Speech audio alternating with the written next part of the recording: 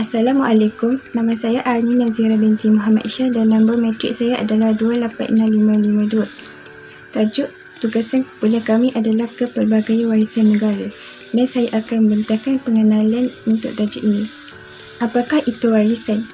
Warisan adalah sesuatu yang diwarisi dari generasi yang terdahulu.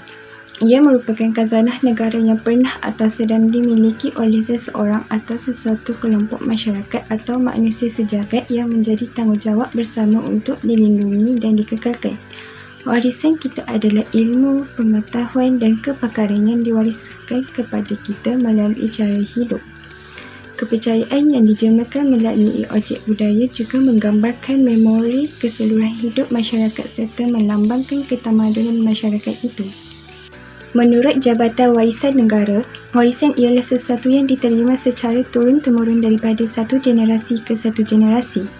Sesuatu warisan itu perlu diwarisi dan dikekalkan kerana warisan tersebut menggambarkan cara hidup dan jati diri sesuatu bangsa yang pelbagai kaum.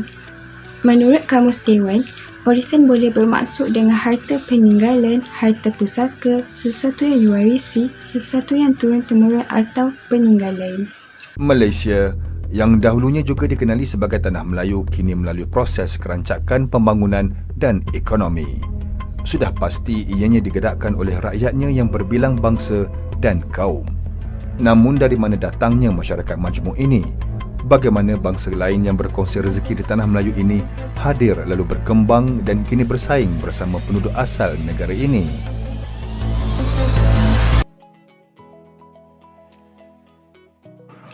Kepelbagaian warisan negara bermula dengan kedatangan kaum Cina dan kaum India di Tanah Melayu. Pada abad ke-19 berlaku perkembangan perusahaan biji timah dan getah.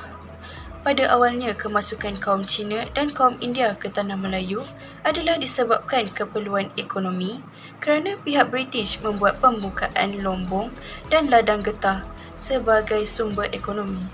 Namun begitu, pihak British tidak mempunyai tenaga kerja yang mencukupi untuk melakukan kegiatan tersebut.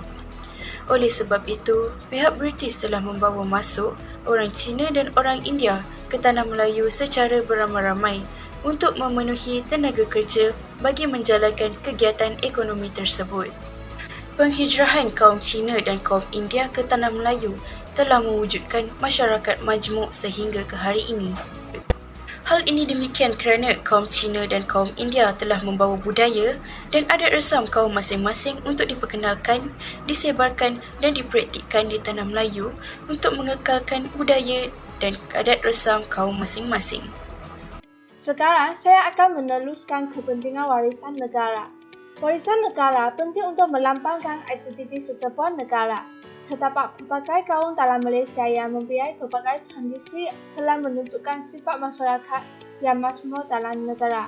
Sebagai contoh, setiap kaum mempunyai baju tradisional yang berwarna-warni, permainan tradisional, talian tradisional dan adat resam yang berbeza.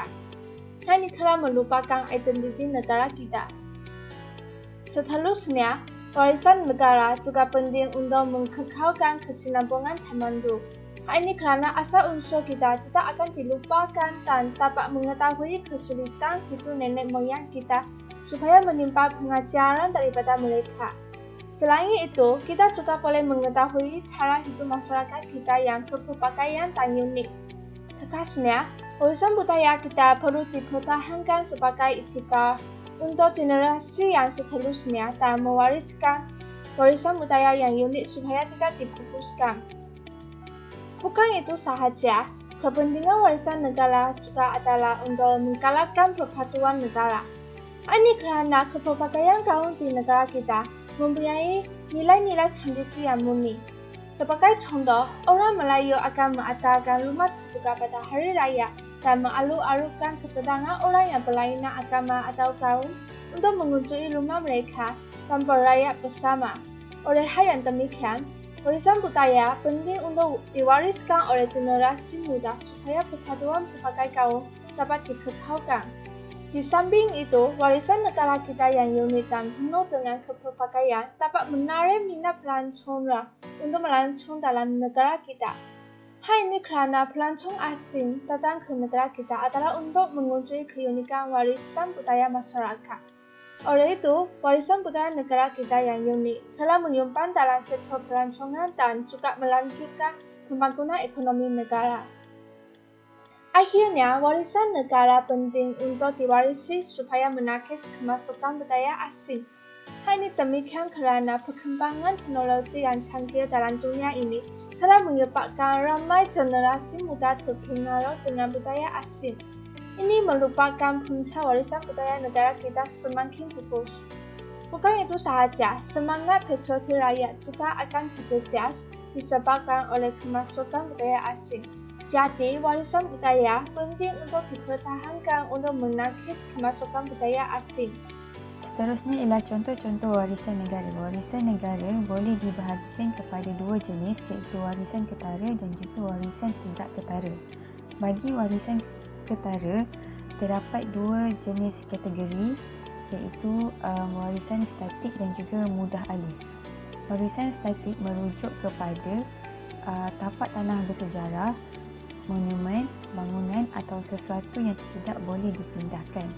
Contohnya seperti Gua Tempurung dan juga Muzium Negara. Hak ketara adalah ilmu dan kepakaran yang ditafsir melalui tradisi lisan, nilai-nilai adat dan juga budaya bahasa dan persuratan.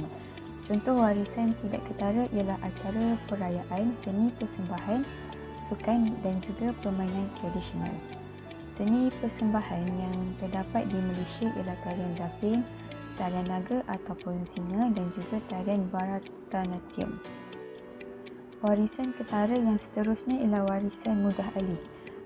Bagi warisan mudah alih, ianya merujuk kepada artifak-artifak bahan budaya yang boleh dipindahkan seperti batu nisan, tekstil dan juga ukiran kayu. Selamat sejahtera, nama saya adalah Rushika Vishwanathan, nombor matrik saya adalah 290280.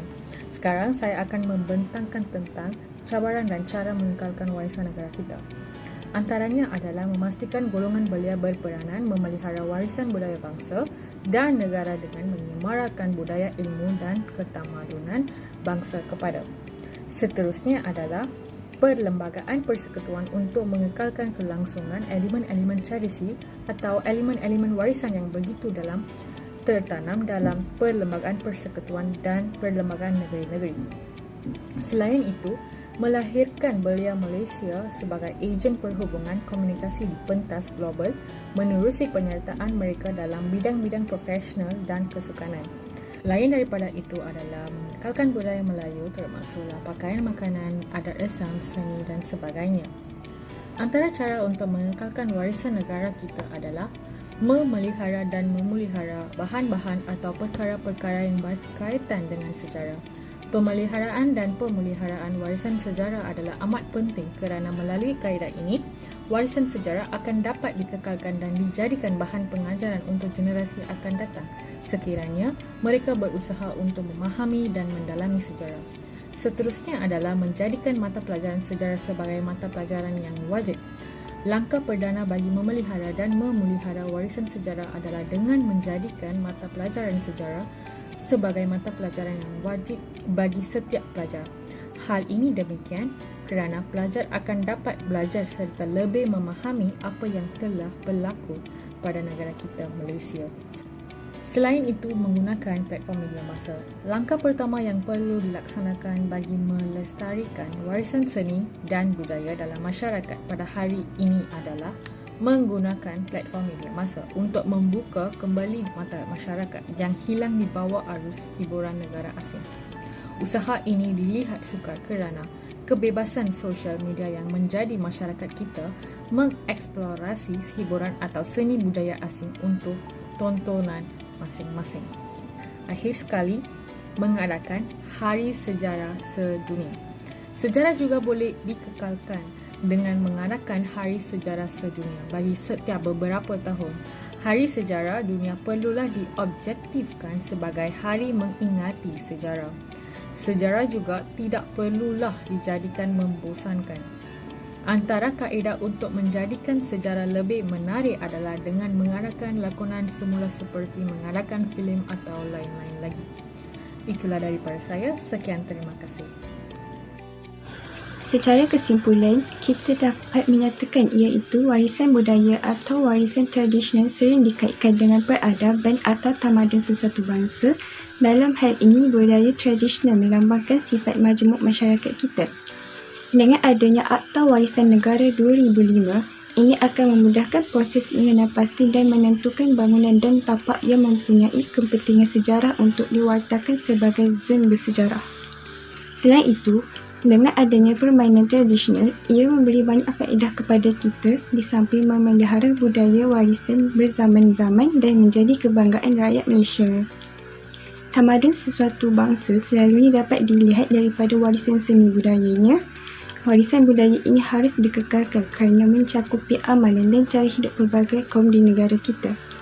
Budaya tradisional kita juga menunjukkan budi pekerti masyarakat Malaysia. Oleh itu, untuk menjaga warisan budaya agar tidak ketinggalan zaman, langkah pemeliharaan haruslah dilaksanakan oleh kita sebagai generasi muda yang ingin menjadikan warisan negara sebagai satu agenda tradisi yang tidak dilupakan oleh masyarakat kini.